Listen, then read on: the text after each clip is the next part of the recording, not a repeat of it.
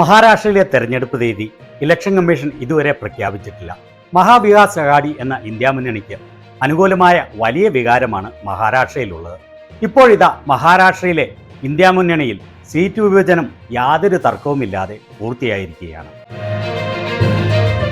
കഴിഞ്ഞ ലോക്സഭാ ഇലക്ഷനിൽ മഹാരാഷ്ട്രയിലെ ഇന്ത്യ മുന്നണിയിൽ ഉദ്ധവ് താക്കറെയുടെ ശിവസേന 21 സീറ്റിലും കോൺഗ്രസ് 17 സീറ്റിലും ശരത് പവാറിന്റെ NCP 10 സീറ്റുകളിലും ആയിരുന്നു മത്സരിച്ചത്.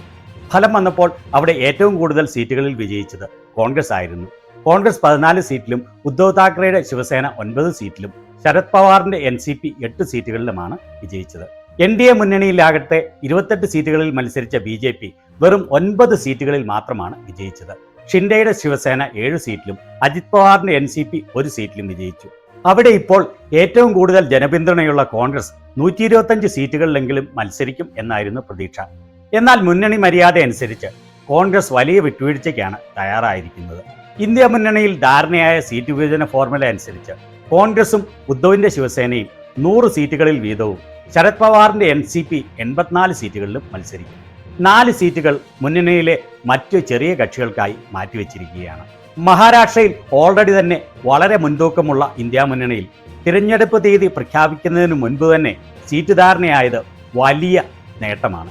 മുഖ്യമന്ത്രി സ്ഥാനം ആർക്കെന്നുള്ളത് തിരഞ്ഞെടുപ്പ് ഫലം വന്നതിന് ശേഷം തീരുമാനിക്കും എന്നാണ് മുന്നണിയിലുള്ള ധാരണ. പുറത്തു വന്ന വിശ്വസനീയമായ പല സർവേകളും ഇന്ത്യ മുന്നണിക്ക് 160-ൽ കൂടുതൽ സീറ്റുകൾ മഹാരാഷ്ട്രയിൽ ലഭിക്കുമെന്ന് പറയുന്നു. എന്നാൽ മഹാരാഷ്ട്രയിലെ ഗ്രൗണ്ട് റിപ്പോർട്ടുകൾ അതിലും വലിയ ശുഭസൂചനയാണ് കോൺഗ്രസിനും ഇന്ത്യ മുന്നണിക്കും നൽകുന്നത്. കിട്ടുന്ന സൂചനകൾ അനുസരിച്ച് 180ഓളം സീറ്റുകളിൽ ഇന്ത്യ മുന്നണി വളരെ മുന്നിലാണെന്നാണ് റിപ്പോർട്ടുകൾ.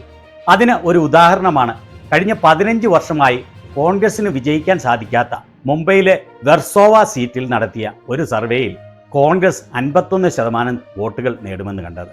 ഹരിയാനയിലെയും ജമ്മു കാശ്മീരിലെയും തെരഞ്ഞെടുപ്പുകളിൽ കോൺഗ്രസും ഇന്ത്യ മുന്നണിയും ബഹുദൂരം മുന്നിലാണെന്നാണ് എല്ലാ സൂചനകളും.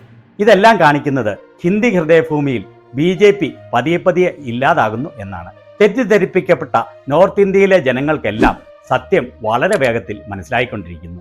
എന്നാണാവോ കേരളത്തിലെ സംഘികൾ സത്യം മനസ്സിലാക്കാൻ തയ്യാറാവുന്നത്?